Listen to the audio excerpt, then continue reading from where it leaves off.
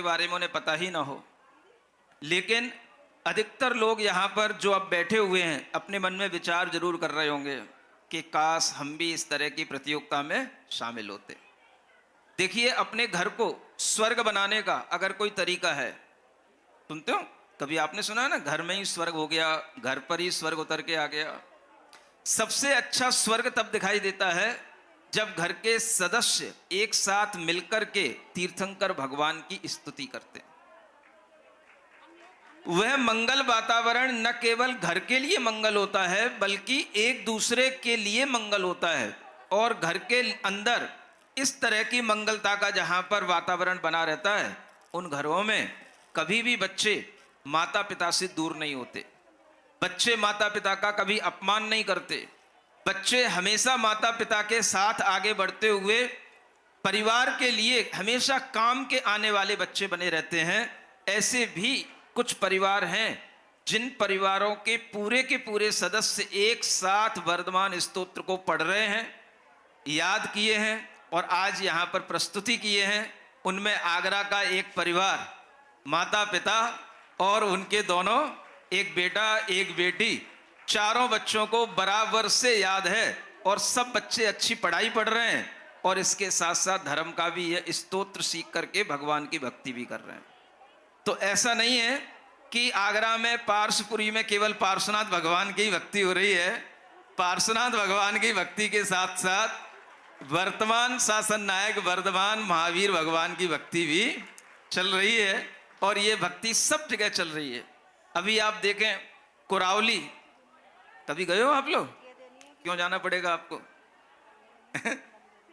वह एक ऐसा स्थान है, ऐसी जगह है जहां की एक माता जी हैं, है ना, नाम सुना ना आपने कभी, प्रसन्नमती माता जी।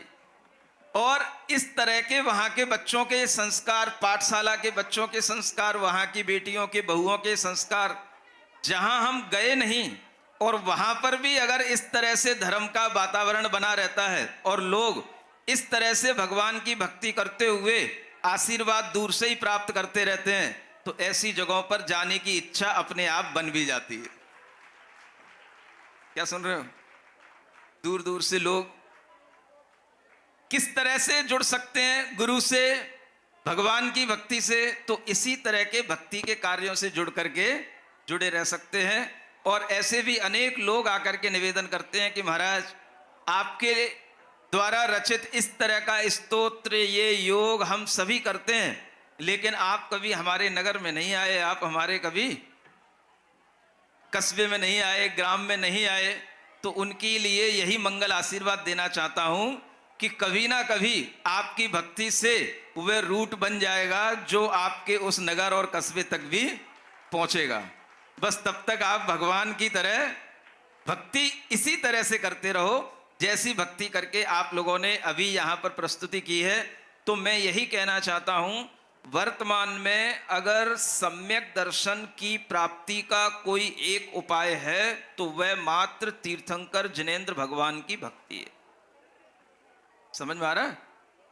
जिनेंद्र भगवान की भक्ति से सम्यक दर्शन होता है और यह बात आचार्य कुंद देव ने कही हुई है। इसलिए भगवान की भक्ति में अवश्य मन लगाए रखना। और वह भक्ति किसी भी तरह से आप कर सकते हो, सुन करके कर सकते हो, पढ़ करके कर सकते हो। अभी तो एक नया और प्रोग्राम आ गया सामने आपके, लिख करके भी आप भगवान की भक्ति कर सकते हो।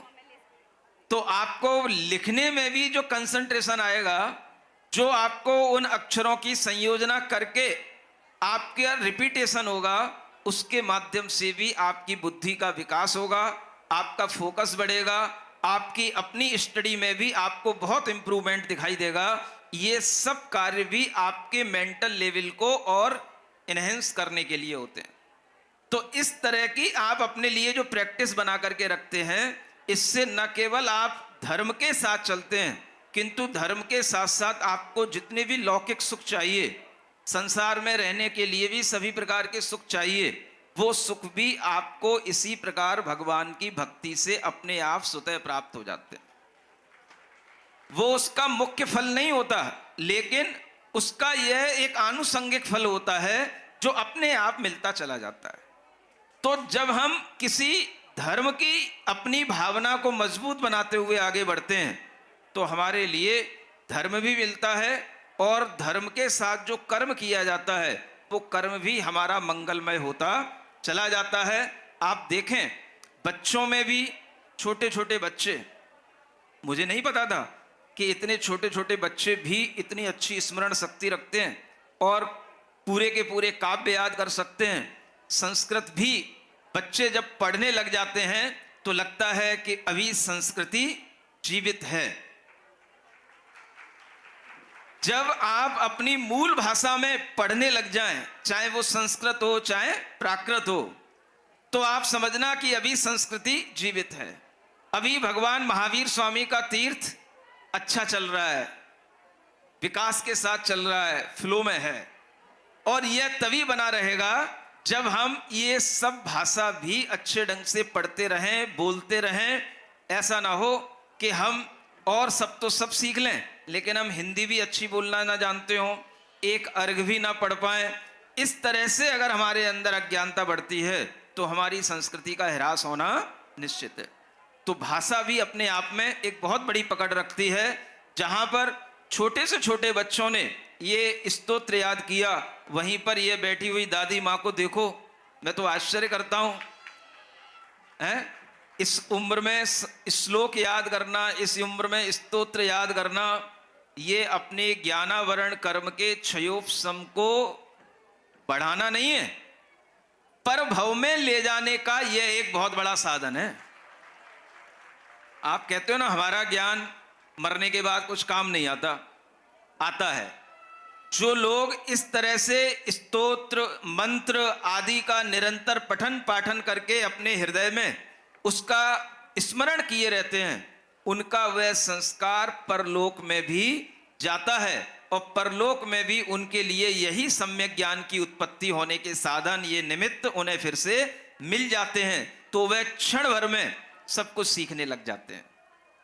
कभी आपने महसूस किया, कुछ बच्चे ऐसे होते हैं जिन्हें थोड़ा सा बताया जाए, एक दो बार सिखाया जाए और ऐसे बोलने लग जाते हैं, ऐसे सीखने लग जाते हैं जैसे ना कितना पहले से जानते हो। कभी महसूस करते हो? ऐसे बच्चे किस कारण से? केवल जन्म के कारण से नहीं, जन्म से पहले के जो उनके कुछ ऐसे संस्कार होते हैं, उन्हीं संस्कारों के कारण से उन्हें अपने आप इस तरह से चीजें बोलने, सीखने, लिखने में आने लग जाती हैं। तो ये संस्कार हमारे लिए, जिसे हम ज्ञान का संस्कार कहते हैं, ये पर भव में भी हमारा साथ देता है। और कोई संस्कार हमारे लिए साथ देंगे तो वह सब संसार की वृद्धि के होंगे, लेकिन ज्ञान का संस्कार अगर हमारे अंदर पड़ जाता है तो वह हमें हमेशा सम्यक ज्ञान की ओर परभव में भी ले जाता है। आचार्यों ने यहां तक कहा है, विनय के साथ अध्ययन किया हुआ श्रुत ज्ञान परभव में केवल ज्ञान का कारण बनता है। क्या सुना? सुन रहे हो ना? विनयेन सुध मधीदम केवल नाणम आवहदी, ये प्राकृत भाषा में गाथा कही गई है। विनय के साथ हमने जो श्रुत का अध्ययन किया है, जो श्रुत ज्ञान हमने प्राप्त किया है, वह अगले भव में भी हमारे लिए केवल ज्ञान को बुलाने में कारण बन जाता है। इसलिए आप अध्ययन भी करो, पढ़ो भी, और उस भाव के प्रति अपना विनय भाव भी बनाए रखो। जब आप पूरे विनय भाव के साथ पढ़ेंगे, शुद्ध मुख रख करके पढ़ेंगे, अच्छे स्थान पर बैठ करके पढ़ेंगे, तो यही विनय आपकी और ज्ञान की शुद्धि का कारण बनती है। हर चीज की शुद्धि जरूरी होती है ना। शुद्धि केवल हाथ पैरों की शुद्धि नहीं, केवल आहार जल शुद्धि नहीं, ऋणान शुद्धि। क्या बोलते हैं? ऋणान माने ज्ञान, ज्ञान की शुद्धि। तो अपनी नॉलेज को भी प्योरीफाई करना, वो कैसे होती है? तो आचार्य कहते हैं, जो चीज हम पढ़ रहे हैं श्रुत ज्ञान, उसके लिए हम अगर थोड़ा सा अपने माइंड में रेस्पेक्ट का भाव रखते हैं, हम अपने मन के अंदर उस चीज के प्रति विनय का भाव बनाए रखते हैं, तो वह ज्ञान हमारे उस ज्ञान को प्योर करता चला जाता है। ऐसा ज्ञान कभी भी किसी के लिए नुकसान का कारण नहीं बनता, कलह का कारण नहीं बनता। वह सम्यक ज्ञानी होते होते अपने मन को भी संभालता है और चीजों को समझता भी चला जाता है।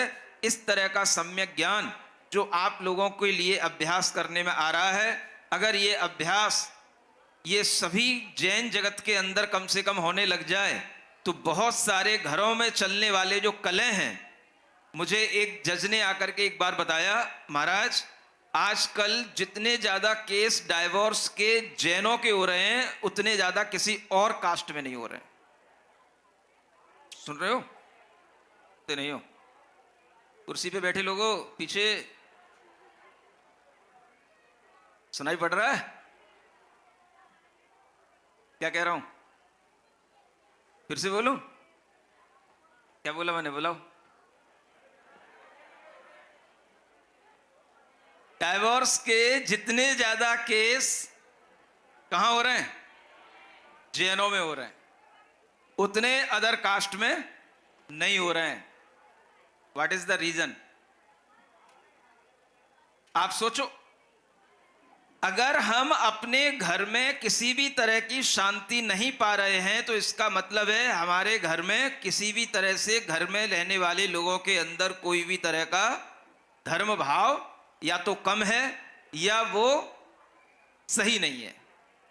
तो हमें इस तरह की एक परंपरा बना करके रखना है जहां पर घर के सदस्य मिलकर के एक साथ बैठ करके इस तरह की पवित्र ध्वनियां, पवित्र मंत्रों की स्तुतियां, पवित्र इन स्तोत्रों की स्तुतियां निरंतर करते रहेंगे तो उनके अंदर ये भाव अवश्य आएगा कि हमें सामंजस्य से जीवन जीना है। विवाह तलाक के लिए नहीं किया जाता है, विवाह एक दूसरे के जीवन निर्वाह के लिए किया जाता है। इसलिए एक दूसरे के पूरक बनकर के जीने के लिए सम्यक ज्ञान की जरूरत पड़ती है और वह सम्यक ज्ञान भगवान की भक्ति करने से आता है। समझ में आ रहा है? तो जो लोग अपने घर को इस तरह से मंगलमय वातावरण का रूप देना चाहते हैं वो हमेशा ऐसे ही भक्ति के भावों से अपने आप को ओतप्रोत बनाए रखें और हमेशा घर में यह आनंदमय वातावरण बना रहे। कुछ नहीं है तो घर के 4 सदस्य मिलकर के बैठ जाएं, क्या करें? गपशप करें, तालियां बजाएं। हो गए शुरू?